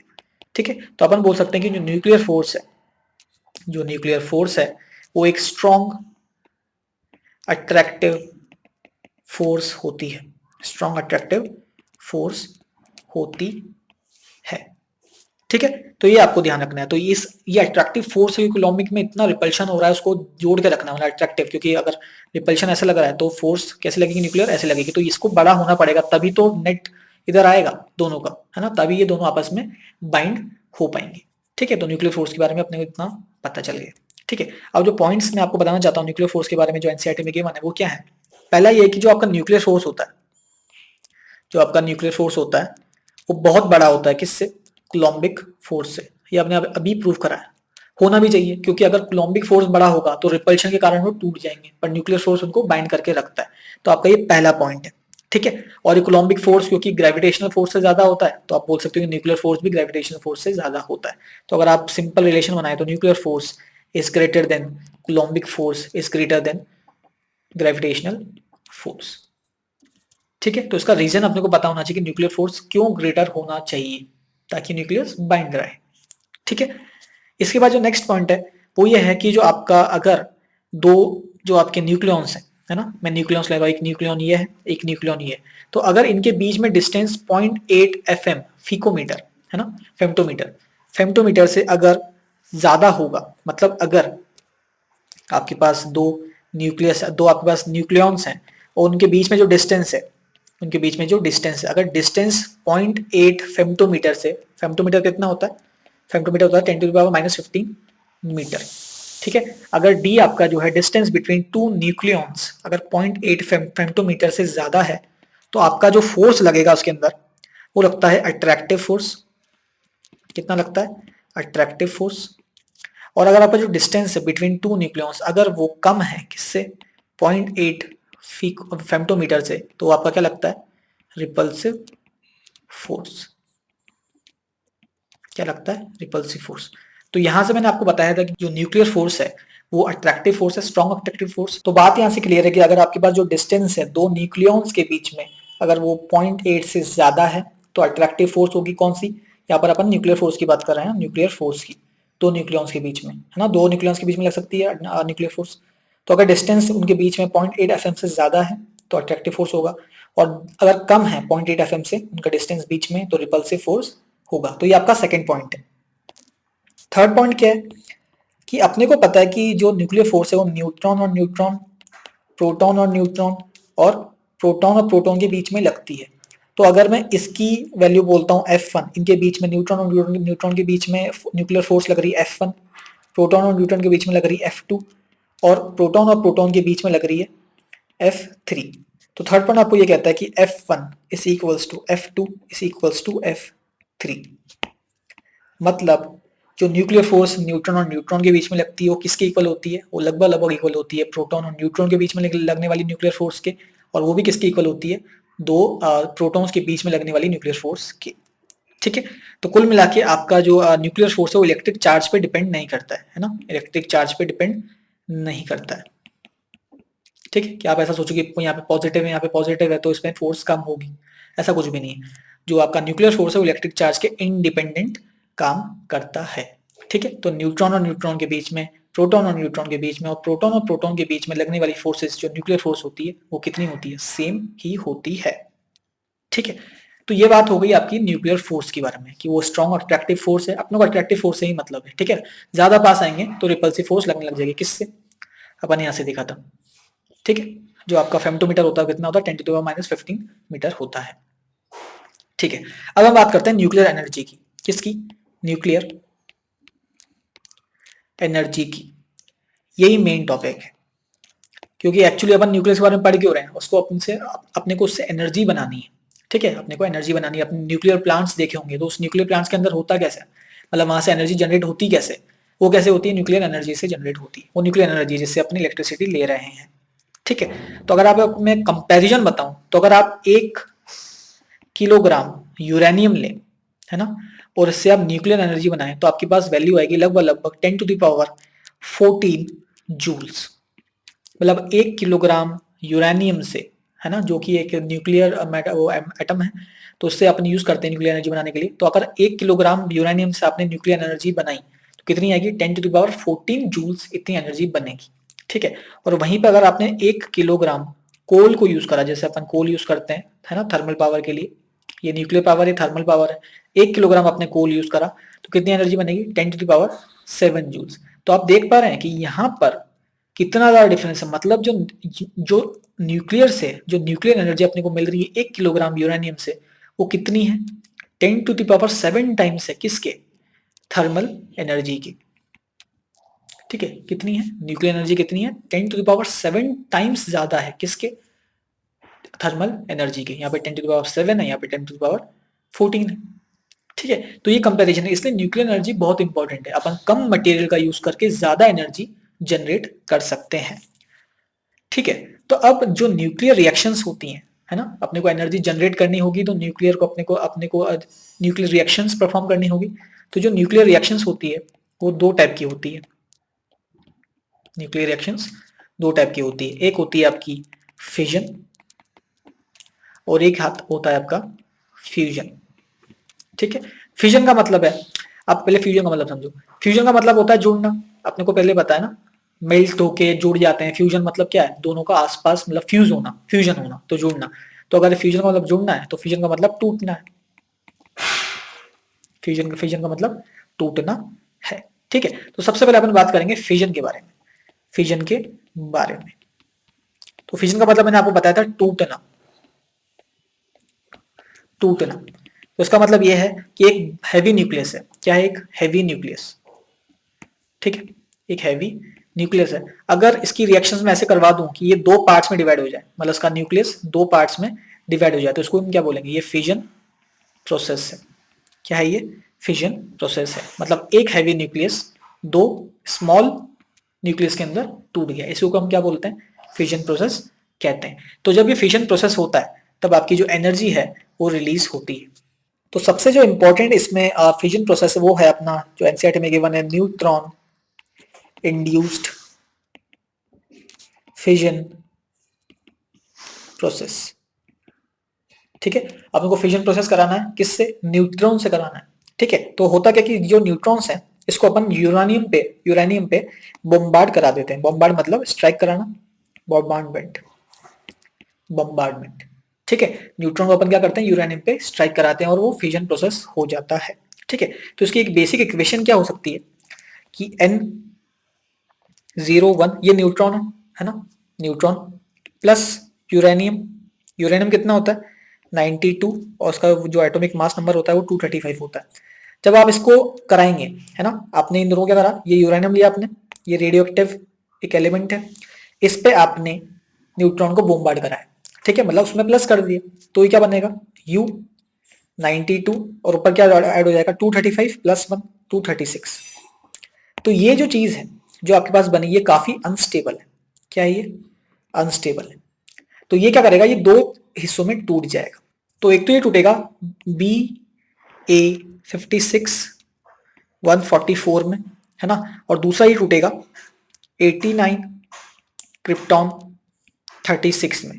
तो ये दो हिस्सों में टूट जाएगा। ठीक है, और साथ में प्रोड्यूस करेगा 3 न्यूट्रॉन्स। ठीक है, तो हो क्या रहा है बेसिकली? अपन ने यहां पर एक न्यूट्रॉन यूज करके एक न्यूट्रॉन को अपन ने यूरेनियम पे स्ट्राइक कराया, तो यूरेनियम कुछ और बना, है ना, 236 U92 बन गया। ये काफी अनस्टेबल है, तो ये आपस में और टूट जाएगा। ये टूट के क्या बनाएगा? बेरिलियम, ये आपका ये बेरियम और आपका क्रिप्टॉन। ठीक है, और साथ में प्रोड्यूस करेगा 3 न्यूट्रॉन्स। अपन ने यहाँ पर एक न्यूट्रॉन यूज करा था और अपने को 3 न्यूट्रॉन मिल गए। साथ में रिलीज करता है अपनी एनर्जी, साथ में रिलीज करता है एनर्जी। आपकी ये जो एनर्जी आई, जो आपकी जो एनर्जी आपको मिली, यही क्या है? यही एनर्जी आपको यूज होती है इलेक्ट्रिसिटी बनाने में। ये एनर्जी आपकी यूज होती है इलेक्ट्रिसिटी बनाने में। एक्चुअली हीट कर दिया ना, मतलब इसने, मतलब जो भी आप चैम्बर लोगे उसमें अगर एनर्जी रिलीज होगी, है ना, तो वो हीट होगा, और हीट को यूज करके अपन टरबाइन को घुमा सकते हैं, मैं आपको अभी बताऊंगा आगे जाके। तो यहाँ पर एक टेंशन वाली बात क्या है कि आपने एक न्यूट्रॉन को यूज करा, है ना, और आपको कितने न्यूट्रॉन्स मिले, 3 न्यूट्रॉन्स मिल गए। ठीक है, देखा था ना अपन ने भी, एक न्यूट्रॉन को यूज करके आपको कितने न्यूट्रॉन्स मिल गए, 3 न्यूट्रॉन्स मिल गए, और एनर्जी तो मिली साथ में। ठीक है, तो हो क्या रहा है कि अगर ये 3 न्यूट्रॉन्स हैं तो अब ये वापस जाके भी तो इससे रिएक्ट कर सकते हैं। जो बाकी यूरेनियम बचा हुआ है 235 92 जितना बचा होगा रिएक्टेंट के अंदर, कि जाके फिर से इस पे रिएक्ट कर लेंगे और वो वापस 3 बनाएगा, मतलब एक फिर से 3 बनाएगा और एनर्जी रिलीज करेगा, फिर दूसरा के फिर रिएक्ट करेगा, फिर वो एनर्जी रिलीज करेगा। तो मतलब एनर्जी इतनी ज्यादा रिलीज होती जाएगी, एनर्जी जो है आपकी, वो एनर्जी इतनी ज्यादा रिलीज होती जाएगी कि ये बॉम्ब में कन्वर्ट हो जाएगा। मतलब एनर्जी आपकी रिलीज होती जा रही है, होती जा रही है, होती जा रही है, तो इतना बड़ा धमाका होगा। ठीक है, तो इसका मतलब ये है कि अपने को ये जो न्यूट्रॉन्स है इनको कंट्रोल करना बहुत जरूरी है ना। जितने न्यूट्रॉन्स जो बन रहे हैं इनको कंट्रोल करना काफी जरूरी है। इनको बोलते हैं चेन रिएक्शंस। चेन रिएक्शंस क्या बोलते हैं, चेन रिएक्शंस। मतलब एक न्यूट्रॉन से आपने 3 न्यूट्रॉन बना लिए, है ना, 3 न्यूट्रॉन बना लिए, और ये 3 न्यूट्रॉन जाके फिर से रिएक्शन करने लगेंगे, है ना, और वो कितने बनाएंगे, वापस 3 बनाएंगे, 3 बनाएंगे, 3 बनाएंगे, ये जाके फिर 3 बनाएंगे, ये जाके फिर 3 बनाएंगे, ऐसे करके ये चेन चलती रहेगी और एनर्जी आपकी इतनी ज्यादा प्रोड्यूस होगी कि बहुत बड़ा धमाका हो सकता है, एक्सप्लोजन हो सकता है। तो इनको कंट्रोल करना बहुत जरूरी है, मतलब न्यूट्रॉन्स का जो प्रोडक्शन है उनको कंट्रोल करना काफी जरूरी है। पर न्यूट्रॉन्स को अपन रोक तो नहीं सकते बनने से, क्योंकि अपने को आगे रिएक्शंस तो करनी है। तो उसको अपन एब्जॉर्ब करा सकते हैं। क्या कर सकते हैं, एब्जॉर्ब करा सकते हैं। अपन क्या करेंगे कि जैसे अपने न्यूट्रॉन्स एमिट हुए, है ना, न्यूट्रॉन्स अपने एमिट हुए तो उसको अपन एब्जॉर्ब करा लेंगे। ऐसा कोई मटेरियल अपन उसके अंदर डाल देंगे चैम्बर के अंदर जो कि न्यूट्रॉन्स को एब्जॉर्ब कर ले, जो एक्स्ट्रा न्यूट्रॉन्स बन रहे हैं उनको एब्जॉर्ब कर ले। अगर वो न्यूट्रॉन्स को एब्जॉर्ब कर लेगा तो न्यूक्लियर रिएक्शन जो चेन रिएक्शन है वो बंद हो जाएगी और अपने को जितनी रिएक्शंस करानी है उतनी रिएक्शंस होगी। तो जो न्यूट्रॉन्स बने उनको एब्जॉर्ब करना काफी जरूरी है। इसका काम करता है कंट्रोल रॉड्स। ठीक है, ये क्या करते हैं, न्यूट्रॉन्स को एब्जॉर्ब कर लेते हैं। तो कंट्रोल रॉड्स अपने हाथ में, अपन को कंट्रोल करना है कि कितने अपने को न्यूट्रॉन्स को एब्जॉर्ब करना है। तो अगर न्यूट्रॉन्स अपन पूरे ज्यादा एब्जॉर्ब कर लेंगे तो रिएक्शंस रुक जाएगी। ठीक है ना, तो अपने हाथ में कि एब्जॉर्ब कितने करने हैं, तो जितने न्यूट्रॉन्स बचेंगे वो वापस जाके रिएक्शंस करेंगे। ठीक है, तो ये बात हो गई कंट्रोल करने की। अच्छा, अभी जो न्यूट्रॉन्स हैं इसके बारे में एक स्पेशलिटी भी होनी चाहिए भाई। हर न्यूट्रॉन को आप स्ट्राइक कराओगे तो जरूरी नहीं फिजन हो जाए, है ना। तो दो केस हो सकते हैं, या तो न्यूट्रॉन बहुत फास्ट तरीके से आए, है ना, फास्टली जाके हिट करे, और एक हो सकता है स्लो हिट करे। तो फास्ट केस में क्या होगा कि उसको पेनिट्रेट कर जाएगा उसको न्यूक्लियस को, मतलब है ना, यहाँ से जैसे न्यूक्लियस है और यहाँ से आपका जो न्यूट्रॉन आया तो ये ऐसे अंदर घुसेगा, अंदर जाएगा और यहाँ से बाहर निकल जाएगा। तो यहाँ पर फिजन प्रोसेस हुआ नहीं क्योंकि बहुत फास्ट था वो ना, पेनिट्रेट करके निकल गया। पर जब स्लो होगा तो क्या होगा कि आपका न्यूक्लियस है, यहाँ से ये न्यूट्रॉन आया तो ये अंदर आएगा, यहाँ पर इसकी जो वेलोसिटी है वो बहुत कम है, स्लो न्यूट्रॉन है, तो ये क्या करेगा, इसको फिजन करवा देगा। तो एक बात आपको यहाँ से समझ में आ गई कि आपका जो न्यूट्रॉन है, वो एक स्लो मूविंग होना चाहिए, तभी आपका जो फिजन है वो अकर हो पाएगा। ठीक है, तो क्योंकि जब रिएक्शंस होती हैं तो जो रिएक्शंस जब होंगी आपकी न्यूक्लियर रिएक्शंस, तो अपन ने कहा देखा था कि उसमें एनर्जी बहुत ज्यादा रिलीज होती है। तो अगर एनर्जी बहुत ज्यादा रिलीज हो रही है, मतलब न्यूट्रॉन्स के पास भी एनर्जी काफी है, और न्यूट्रॉन्स के पास एनर्जी काफी है तो मतलब उसके पास वो जो काइनेटिक एनर्जी काफी है और वो फास्ट मूव कर रहा है। पर अपने को पता है कि अगर अपने को फास्ट मूव वो कर रहा है न्यूट्रॉन, तो इसका मतलब है कि वो फिजन नहीं करा पाएगा। तो अपने को कैसे भी करके एनर्जी तो रिलीज करवानी है, इसको एनर्जी को तो कम नहीं कर सकते। न्यूट्रॉन को फास्ट मूव कर रहा है क्योंकि एनर्जी ज्यादा है, तो न्यूट्रॉन को मुझे कैसे भी करके स्लो डाउन करना है, कैसे भी करके स्लो डाउन करना है। इसका काम करते हैं मॉडरेटर्स। कौन करते हैं, मॉडरेटर्स। मैं आपको थोड़ा थोड़ा सा न्यूक्लियर रिएक्टर के बारे में पढ़ाता जा रहा हूँ, है ना, फिर डायग्राम देखेंगे अपन। इसका काम करते हैं मॉडरेटर्स। तो मॉडरेटर क्या करते हैं कि जो न्यूट्रॉन्स जिनकी स्पीड बहुत फास्ट है, इनकी स्पीड को कम कर देते हैं ताकि जो फिजन प्रोसेस है वो आसानी से हो पाए। ठीक है, तो ये काम होता है मॉडरेटर का। तो अपन ने बहुत सारी बातें सीख ली। तो पहली बात तो आपका जो न्यूक्लियर फिजन है, जो आपका न्यूक्लियर फिजन है, ये दो तरीके से हो सकता है। एक तो होता है अनकंट्रोल्ड, है ना, जिसमें आप वो कंट्रोल लोड की यूज ही नहीं कर रहे हो, न्यूट्रॉन्स पे न्यूट्रॉन्स एमिट होते जाए और रिएक्शंस करते करते एनर्जी पे एनर्जी बनाते जाए। इसमें तो क्या होगा, एक्सप्लोजन हो जाएगा। ठीक है, एक्सप्लोजन हो जाएगा, जिसको हम बॉम्ब भी कहते हैं, न्यूक्लियर बॉम्ब। और दूसरा है अपने पास कंट्रोल्ड, है ना, कंट्रोल्ड न्यूक्लियर फिशन जिसके अंदर अपने को पता है कि अपन न्यूट्रॉन्स को एब्जॉर्ब कर सकते हैं और एनर्जी जो रिलीज हो रही है उसको अपन कंट्रोल कर सकते हैं कंट्रोल रोड से। ठीक है, तो यही काम आता है अपने न्यूक्लियर रिएक्टर के अंदर। किसके अंदर? न्यूक्लियर रिएक्टर के अंदर, क्योंकि अपने को पता है कि अपने को जैसे मान लो किसी शहर को इतने इलेक्ट्रॉन वोल्ट्स की एनर्जी की जरूरत है, तो अपने को पता है कि कितने न्यूट्रॉन्स को एब्जॉर्ब कराना पड़ेगा ताकि रिएक्शंस इतनी ही हो और इतनी ही एनर्जी, लिमिटेड एनर्जी रिलीज हो। तो ये काम होता है न्यूक्लियर रिएक्टर के अंदर। कौन सा? कंट्रोल्ड वाला। और अगर आप कंट्रोल नहीं करोगे तो रिएक्शंस पे रिएक्शंस होती जाएगी और वो बॉम्ब फट जाएगा। इसलिए अपन बोलते हैं कि जो न्यूक्लियर बॉम्ब्स हैं वो काफी डेंजरस होते हैं और आप मतलब देश के देश खत्म कर सकते हैं। ठीक है, तो ये बात हो गई न्यूक्लियर फिजन की। ठीक, अब ये जो आपको मैं कंट्रोल और अनकंट्रोल की बात कर रहा था, ये अपन एक के से भी डिनोट कर सकते हैं। के को अपन बोलते हैं मल्टीप्लिकेशन फैक्टर। मल्टीप्लिकेशन फैक्टर, ठीक है। मल्टीप्लिकेशन फैक्टर क्या होता है? के होता है आपका number of produced neutron upon number of initial neutron. तो अगर अपन ने अभी जो रिएक्शन करी थी उसके अंदर अपन बोल सकते हैं कि 3/1, क्योंकि 3 प्रोड्यूस हुए थे और एक अपन ने इंसिडेंट कराया था। कि आपने क्या, आपके पास क्या आ गया था? कि 3 आ गया था। पर ये बहुत डेंजरस है क्योंकि यहाँ से रिएक्शंस बहुत ज्यादा हो सकती है। तो के की 3 वैल्यू निकाल सकते हैं अपन। के इक्वल्स टू 1, के इक्वल्स टू के इज लेस देन 1 और के इज ग्रेटर देन 1। तो जब के इक्वल्स टू 1 होगा मतलब आप एक न्यूट्रॉन अगर दे रहे हो तो एक ही प्रोड्यूस हो रहा है ना। तो ये फिर भी स्टेडी कंडीशन है, ये फिर भी स्टेडी कंडीशन है, ये रिक्वायर्ड कंडीशन है। और अगर के इज लेस देन 1 है मतलब आप अगर 2 न्यूट्रॉन्स भेज रहे थे, है ना, तो वो एक ही दे रहा है, मतलब आप जो प्रोड्यूस कर रहे हो वो और कम है, तो इसका तो मतलब ही नहीं है कुछ, है ना। Not required, not required. ठीक है, मतलब आप जितने न्यूट्रॉन्स को इंसिडेंट करा रहे हो उससे कम तो प्रोड्यूस हो रहे हैं, तो मतलब क्या है इसी रिएक्शन का? तो अपने को के लेस देन 1 का तो कोई मतलब ही नहीं है। अगर के ग्रेटर देन 1 है, जैसा अभी अपने केस में था, आपने एक को इंसिडेंट कराया और प्रोड्यूस कितने हुए? 3। तो यहाँ पर जो रिएक्शन है वो बहुत सारी हो सकती है, न्यूट्रॉन्स बहुत सारे प्रोड्यूस हो रहे हैं, तो इसका मतलब है कि ये एनर्जी ज्यादा प्रोवाइड करेंगे, है ना। तो पर ये भी जो है नॉट रिक्वायर्ड ही होता है, क्योंकि इससे एक्सप्लोजन के चांसेस बहुत ज्यादा रहते हैं। ठीक है, तो सबसे अच्छी जो कंडीशन है आपकी वो क्या है? के इक्वल्स टू 1।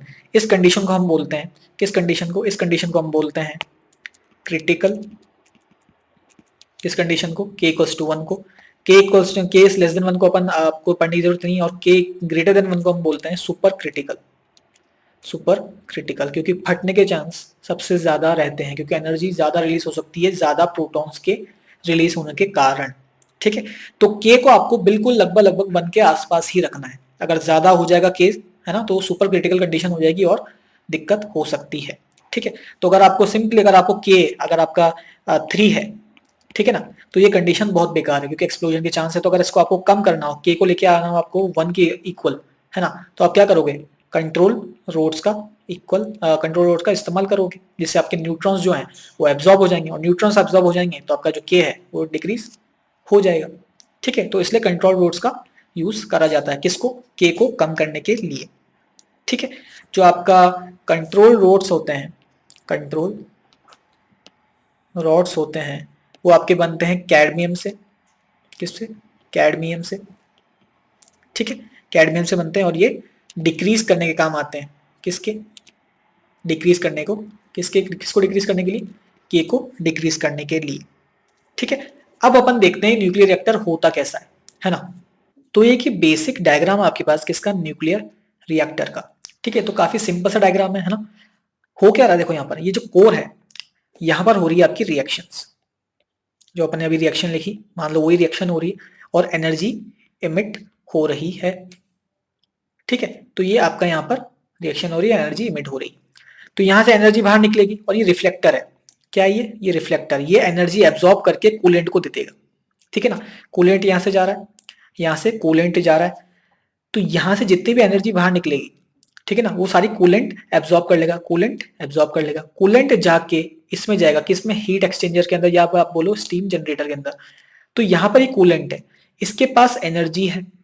ठीक है, तो अपन क्या करेंगे? वाटर फ्रॉम कंडेंसर, मतलब यहाँ से अपन वाटर को भेजेंगे, तो आपके पास रॉड बनेगी। मतलब ऐसा देखो, मतलब अगर इसको बड़ा बनाऊं मैं तो ऐसा बनेगा ये। ठीक है, तो यहां पर ऐसे पानी भरा हुआ है, ठीक है, ये पानी भरा हुआ है, ठीक है, और ये आपका कूलेंट है, ये आपका कूलेंट है और ये आपका पानी है, ठीक है।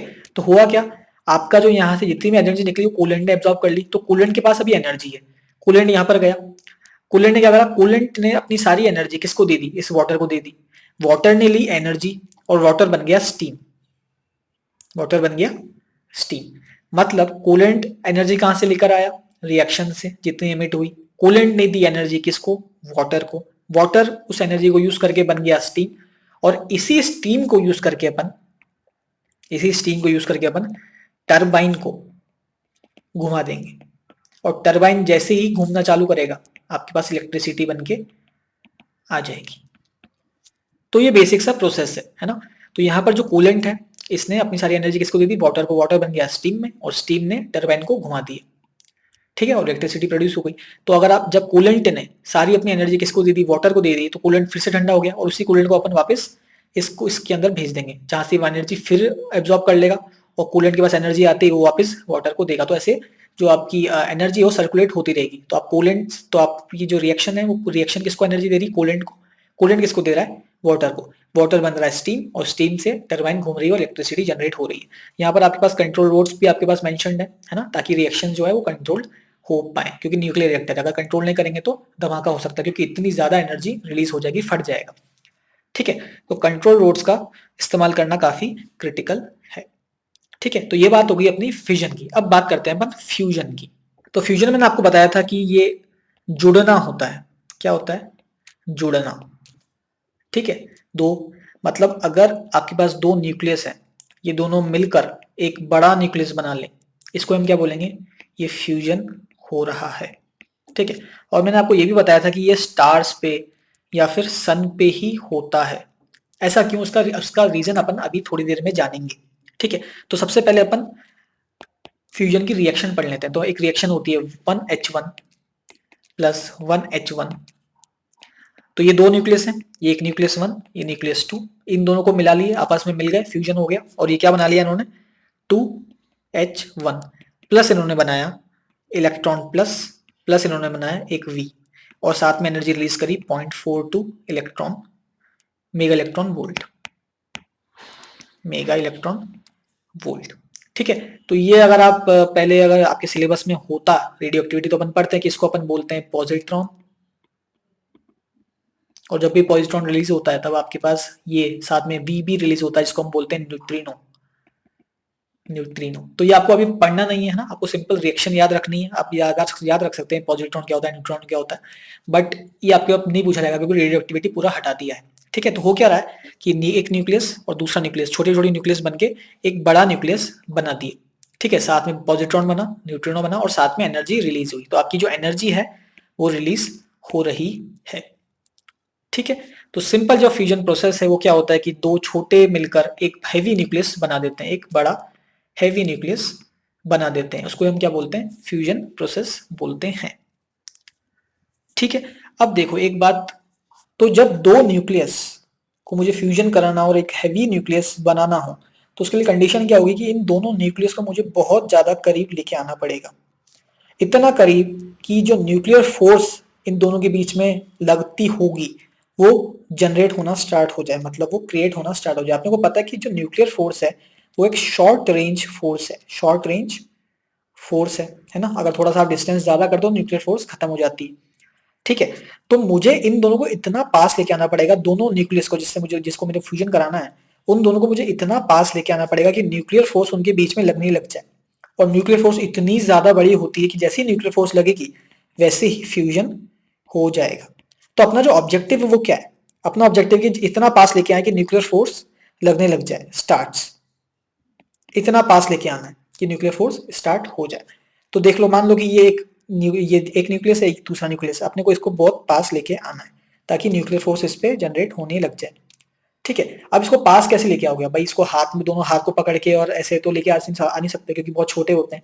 इसका एक तरीका है, आप क्या करो कि इसको एनर्जी दे दो बहुत ज्यादा, कि इनको दोनों न्यूक्लियस को आप एनर्जी दोगे ना, तो ये बहुत तेज तेज ऑसिलेट करना स्टार्ट करेंगे, बहुत तेज तेज ऑसिलेट्स करना स्टार्ट करेंगे। तो जैसे ये न्यूक्लियस है, तो ये ऐसे ऐसे ऐसे ऐसे ऐसे, क्योंकि एनर्जी बहुत ज्यादा हो गई तो ये ऐसे ऐसे ऐसे ऑक्सीलेट करेगा, और ये भी यहाँ से ऐसे ऐसे ऐसे ऐसे ऑक्सीलेट करेगा। तो एक मोमेंट टाइम पे ये बिल्कुल पास में आ जाएंगे दोनों, एक मोमेंट ऑफ टाइम पे दोनों बिल्कुल पास में हो जाएंगे, और ऐसा मोमेंट होगा जहां पर न्यूक्लियर फोर्स लगनी स्टार्ट हो जाएगी, और जैसे ही न्यूक्लियर फोर्स लगनी स्टार्ट होगी आपका फ्यूजन हो जाएगा। तो कुल मिला के मुझे एनर्जी से मतलब है, मुझे एनर्जी देनी पड़ेगी ताकि वो ऑसिलेट हो, ऑसिलेट होने की वजह से वो बिल्कुल पास में आएंगे, क्योंकि बहुत तेज तेज ऑसिलेट करेंगे एनर्जी की वजह से। तो ऑसिलेट होने की वजह से जब वो बिल्कुल पास में आएंगे आपकी न्यूक्लियर फोर्स लगने लग जाएगी, न्यूक्लियर फोर्स जैसे ही लगेगी आपका फ्यूजन स्टार्ट हो जाएगा। ठीक है, तो अपने को कुल मिला के बस उनको पास में लेके आना है और एनर्जी देनी है। अब एनर्जी कैसे दोगे? एनर्जी अपन देंगे हीट करके। किसी भी आप चीज को एनर्जी कैसे देते हो? हीट करके देते हो, हीट करके देते हो। तो आपको ही पता होना चाहिए कि जो आपकी जो एनर्जी होती है, काइनेटिक एनर्जी होती है, वो होती है 3/2 इंटू के इंटू टी। कितनी होती है? 3/2 इंटू के इंटू टी। तो यहाँ पर टेम्परेचर है, टी क्या है यहाँ पर? टेम्परेचर। ठीक है, अब एक जो अपन ने अभी प्रोटॉन्स के बारे में बात करी थी, अपन ये रिएक्शन के बारे में बात करी थी, कौन सी रिएक्शन के बारे में? इस रिएक्शन के बारे में। तो मैं आपको ये कह सकता हूं कि अगर आप दो प्रोटॉन्स के बीच में, है ना, आपको अगर इतनी एनर्जी उनको देनी हो कि उसमें न्यूक्लियर फोर्स लगने लग जाए, तो वो होती है on around 400 kilo electron volt. ठीक है, दो प्रोटॉन्स को अगर आपको फ्यूजन कराना है तो आपको उन प्रोटॉन्स को इतनी एनर्जी देनी होगी, ठीक है, ताकि वो इतना पास आ जाए, ताकि न्यूक्लियर फोर्स उन पे लगने लग जाए दोनों के बीच में, है ना, और वो फ्यूजन हो पाए। ठीक है, तो कितना है? 400 किलो इलेक्ट्रॉन वोल्ट इनकी एनर्जी होती है। इतनी एनर्जी आपको देनी होती है इनको, प्रोटॉन्स को। ये एक एक्सपेरिमेंटल रिजल्ट है, बुक में सीधा गिवन है, आपको वैल्यू याद होनी चाहिए। ठीक है, तो इतनी एनर्जी देनी है, तो 400 किलो इलेक्ट्रॉन वोल्ट मेरे को एनर्जी देनी है, और कितनी एनर्जी होती है? 3/2 इंटू के इंटू टी एनर्जी होती है। यहाँ से मैं टी निकाल सकता हूँ। जैसे आप टी निकालोगे ना, आपके पास टी की वैल्यू आएगी। तो जैसे आप टी निकालोगे यहाँ से इस इक्वेशन से सॉल्व करके, तो आपके पास टी की वैल्यू आएगी, T is equals to 3 into 10⁹ kelvin. 3 into 10⁹ kelvin. आप देख रहे हो ये कितना ज्यादा टेम्परेचर है, मतलब 3 इंटू 10⁹ केल्विन का टेम्परेचर। ये अर्थ पे पॉसिबल ही नहीं, अर्थ पे पॉसिबल ही नहीं है। इसलिए हम कहते हैं कि ये जो रिएक्शन है, ये जो फ्यूजन प्रोसेस है, ये हमेशा सन या स्टार्स पर ही देखा जाता है, क्योंकि वहां पर ही इतना टेम्परेचर होता है।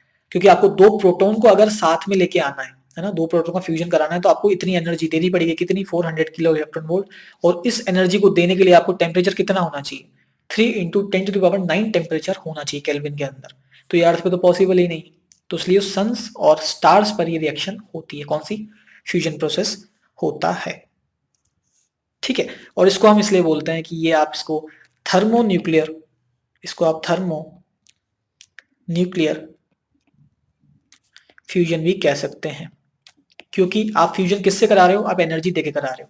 आपने टेम्परेचर को इंक्रीज करा, मतलब थर्मल एनर्जी को आपने इंक्रीज करी, काइनेटिक एनर्जी को इंक्रीज करी, उससे वो दोनों पास में आए प्रोटॉन्स, और पास में आए प्रोटॉन्स, तो प्रोटॉन्स के पास में आने से इतना वो पास में आ गए, इतनी एनर्जी उनको मिल गई कि वो इतना पास में आ गए कि न्यूक्लियर फोर्स एक्ट करना स्टार्ट कर गई, और जैसे ही न्यूक्लियर फोर्स एक्ट करना स्टार्ट करेगी, फ्यूजन स्टार्ट हो जाएगा, और फ्यूजन हो जाएगा और रिएक्शन हो जाएगी।